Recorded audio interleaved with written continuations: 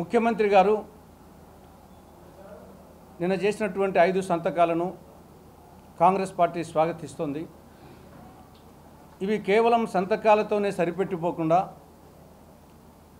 వాటిని శీఘ్రగతిన అమలు చేసేదానికి చర్యలు తీసుకోవాలని కాంగ్రెస్ పార్టీ విజ్ఞప్తి చేస్తూ ఉంది. ఇందులో మొదటి సంతకం మెగా డిఎస్సి 16,347 ఉపాధ్యాయ పోస్టులకు సంతకం పెట్టడం జరిగింది. కానీ రాష్ట్రంలో 2,50,000 రాష్ట్ర ప్రభుత్వ ఉద్యోగాలు ఖాళీగా ఉన్నాయి. మొత్తం అన్నీ చెప్తున్నాను, ఉపాధ్యాయులు మిగతా అన్ని పోస్టులు 2,50,000 రాష్ట్ర ప్రభుత్వ ఉద్యోగాలు ఖాళీగా ఉన్నాయి. వాటిలో ఇప్పుడు కేవలం 16,347 రాష్ట్ర ప్రభుత్వ ఉపాధ్యాయ పోస్టులకు సంబంధించి మాత్రమే డిఎస్సి సంతకం పెట్టడం జరిగింది. ఇంకా 2,34,000 రాష్ట్ర ప్రభుత్వ ఉద్యోగాలు ఖాళీగా ఉన్నాయి. వాటిని భర్తీ చేసేదానికి శీఘ్రగతిన చర్యలు చేపట్టాలని కాంగ్రెస్ పార్టీ కోరుతూ ఉంది. రెండవది, పెన్షన్లకు సంబంధించి 3,000 రూపాయల నుండి నెలకు 4,000 రూపాయలకు సామాజిక పెన్షన్లు పెంచడాన్ని కాంగ్రెస్ పార్టీ స్వాగతిస్తూ ఉంది. కానీ అదే సమయంలో ఎస్సీ, ఎస్టీ, బీసీ, మైనారిటీలకు సంబంధించి 50 ఏళ్ళు దాటిన వారికి కూడా, ఇంతవరకు 60 ఏళ్ళు దాటిన వారికే ఇస్తున్నారు, 50 ఏళ్ళు 60 ఏళ్ళు మధ్యలో ఉండే వాళ్ళకు కూడా ఇస్తామని మీ మేనిఫెస్టో పెట్టడం జరిగింది.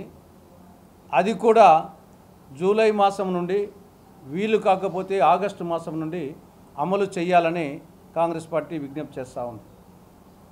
ఇది కాక 19-59 సంవత్సరాల మధ్య వయసున్న ప్రతి మహిళకు నెలకు 1,500 రూపాయలు ఇస్తామని మేనిఫెస్టోలో పేర్కొనడం జరిగింది.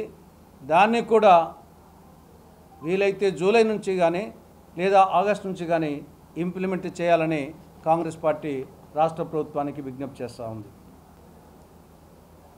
కేంద్ర మంత్రివర్గ కూర్పులో రాష్ట్రానికి అన్యాయం జరిగింది. రాష్ట్ర మంత్రివర్గ కూర్పులో కడప జిల్లాకు అన్యాయం జరిగింది. కేంద్ర మంత్రివర్గ కూర్పులో 29 మంది ఎంపీలున్న మధ్యప్రదేశ్కు 5 కేంద్ర మంత్రి పదవులు ఇవ్వడం జరిగింది. 28 ఎంపీలున్న కర్ణాటకకు 5 మంత్రి పదవులు, 26 ఎంపీలున్న గుజరాత్కు 5 మంత్రి పదవులు, 25 ఎంపీలు ఉన్నటువంటి రాజస్థాన్కు 5 కేంద్ర మంత్రి పదవులు ఇవ్వడం జరిగింది. కానీ అదే సమయంలో 25 మంది ఎంపీలున్న ఆంధ్రప్రదేశ్కు 3 ఇవ్వడం జరిగింది. రాజస్థాన్కు 25 మంది ఎంపీలే, ఆంధ్రప్రదేశ్కు 25 మంది ఎంపీలే. 25 మంది ఎంపీలున్న రాజస్థాన్కు 5 కేంద్ర మంత్రి పదవులు, 25 ఎంపీలు ఉన్నటువంటి ఆంధ్రప్రదేశ్కు 3 కేంద్ర మంత్రి పదవులు. ఈ విధంగా కేంద్ర మంత్రి పదవుల సంఖ్యలో మోడీ ప్రభుత్వం ఆంధ్రప్రదేశ్కు అన్యాయం చేయడం జరిగింది. ఇది కాక ఒకవైపు ఏమో ఈసారి కేంద్రంలో చంద్రబాబు నాయుడు చక్రం తిప్పుతాడని చెప్పేసి అందరూ పెద్దగా ఊహించారు. కానీ చూస్తే అది ఏమాత్రం కనిపించలేదు. ఇక్కడ ఒక్క ఎంపీ ఉన్నటువంటి బీహార్లోని హెచ్ఎంఏ పార్టీ మాంఝీ పార్టీకి 1 కేంద్ర మంత్రి క్యాబినెట్ పదవి ఇచ్చారు. 2 ఎంపీలు మాత్రమే ఉన్న జేడీఎస్ కర్ణాటకలో కుమారస్వామి వాళ్ళ పార్టీకి 1 కేంద్ర క్యాబినెట్ పదవి ఇచ్చారు. 5 మంది ఉన్నటువంటి చిరాగ్ పాస్వాన్ లోక్ జనశక్తి పార్టీకి 1 కేంద్ర మంత్రి పదవి ఇచ్చారు. కానీ 16 మంది ఎంపీలు ఉన్న టీడీపీకి 1 కేంద్ర మంత్రి పదవి. క్యాబినెట్ ర్యాంక్ సహాయ మంత్రులు క్యాబినెట్ ర్యాంక్ సంబంధించి మొత్తం 30 ఉంటే 30లో 25 బీజేపీకి, 5 మిత్రపక్షాలకు. ఆ 5 1 ఎంపీకి ఉన్న హెచ్ఏఎంకు 1, 2 ఎంపీలున్న జేడీఎస్కు 1, 5 ఎంపీలున్న ఎల్జేపీకి 1, 12 ఎంపీలున్న జేడీయూకి 1, 16 ఎంపీలున్న టీడీపీకి 1. కాబట్టి ఇక్కడ ఏం చక్రం తిప్పింది ఏం లేదు. పోనీ ఆ కేంద్ర మంత్రి పదవి ఇచ్చింది కూడా సివిల్ ఏవియేషన్, అది సామాన్యులకు ఏమాత్రం సంబంధం లేనటువంటి పదవి. ఆ విధంగా టీడీపీని చిన్న చూపు చూడడం జరిగింది. ఇక జనసేన ఆయన పక్కన కూర్చోబెట్టి ఈయన తుఫాన్ అన్నాడు, కానీ మంత్రివర్గంలో 0. జేడీఎస్కు 2 ఎంపీలు ఉంటే ఒక కేంద్ర క్యాబినెట్ ఇచ్చారు కర్ణాటకలో కుమారస్వామి పార్టీకి. ఈడ 2 ఉన్నాయి, మరి చిరంజీవికి పవన్ కళ్యాణ్కు 1 ఇవ్వలేదు.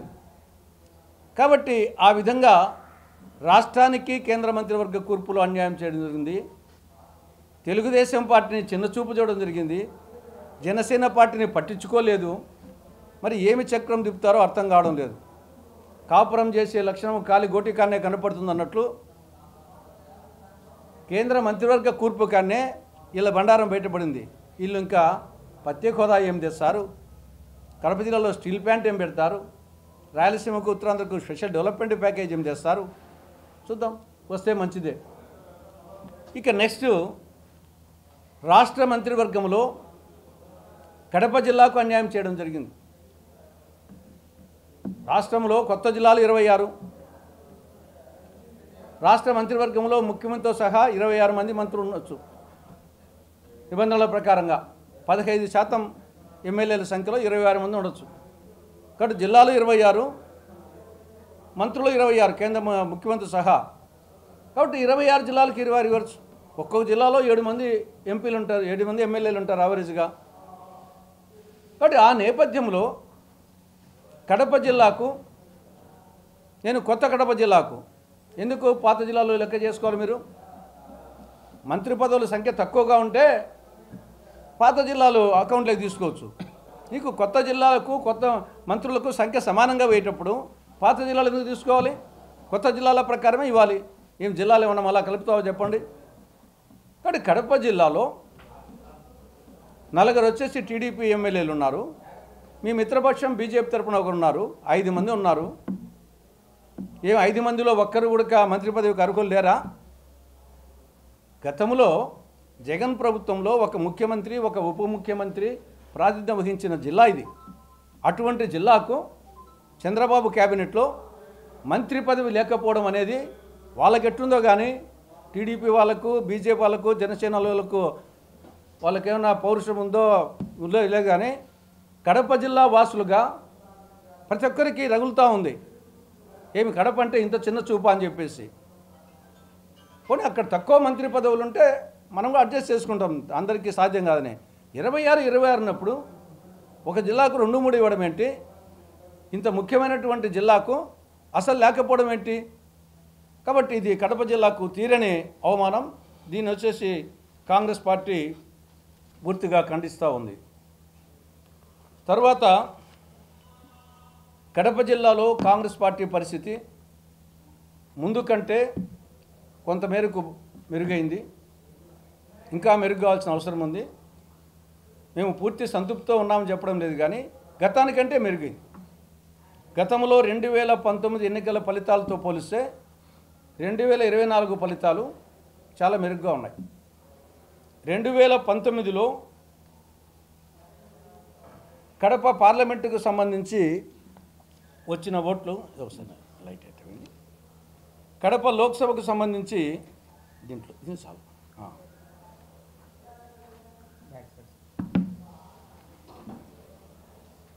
8,341 ఓట్లు వచ్చాయి. 2019లో కడప లోక్సభకు 8,341.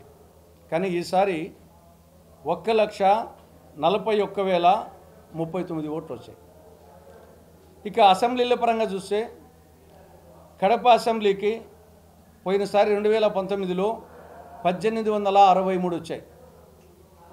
ఈసారి 24,500 వచ్చాయి. నేను అఫ్జల్ ఖాన్ గారిని అభినందిస్తున్నా. గెలవకపోయినప్పటికీ గణనీయమైనటువంటి రాష్ట్రంలోనే కాంగ్రెస్ పార్టీకి సంబంధించి 175 నియోజకవర్గాల్లో సెకండ్ హైయెస్ట్, ఫస్ట్ హైయెస్ట్ వచ్చేసి చీరాల, సెకండ్ హైయెస్ట్ వచ్చేసి అఫ్జల్ ఖాన్ గారికి కడప అభినందిస్తున్నాను. ఇక పులివెందులకు సంబంధించి 2019లో 1,230 ఓట్లు, ఈసారి 10,083 ఓట్లు వచ్చాయి. జమ్మలమడుకు సంబంధించి 2019లో 570, ఇప్పుడు 4,222. ప్రొద్దుటూరులో 2019లో 2454, ఇప్పుడు 6016, 7366. కాబట్టి గతంతో పోలిస్తే గణనీయంగా ఓట్లు పెరిగినాయి. పార్లమెంటుకి వచ్చేసి 11% ఓట్లు వచ్చినాయి. అయినప్పటికీ ఇంకా ఇంప్రూవ్ కావాల్సిన అవసరం ఉంది. రాజకీయాల్లో జయాపజయాలు సర్వసాధారణం. బండ్లు ఓడలు బండ్లు అవుతుంటాయి. ఇదే టీడీపీకి 0 ఉన్నాయి పోయినసారి. ఈసారి వచ్చేసి 4+1 రావడం జరిగింది. కాబట్టి రాజకీయాల్లో ఎవరు పదవులు శాశ్వతంగా ఉండరు. కాబట్టి కాంగ్రెస్ పార్టీ పరంగా మా శ్రేణులకు నేను విజ్ఞప్తి చేసేది ఏమంటే, ఎవరో నిరాశానిష్ఠులకు గురి కావద్దు. ద్విగుణీకృత ఉత్సాహంతో ప్రజా సమస్యల కోసం కాంగ్రెస్ పార్టీ పరంగా మనందరము సమిష్టిగా ఐకమత్యంతో పోరాట స్ఫూర్తితో ప్రజాస్వామ్య పద్ధతిలో క్రమశిక్షణతో పోరాటం సాగిద్దామని చెప్పేసి కాంగ్రెస్ నాయకులకు, కార్యకర్తలకు, అభిమానులకు విజ్ఞప్తి చేస్తున్నాం. For more videos like this, subscribe Big TV channel.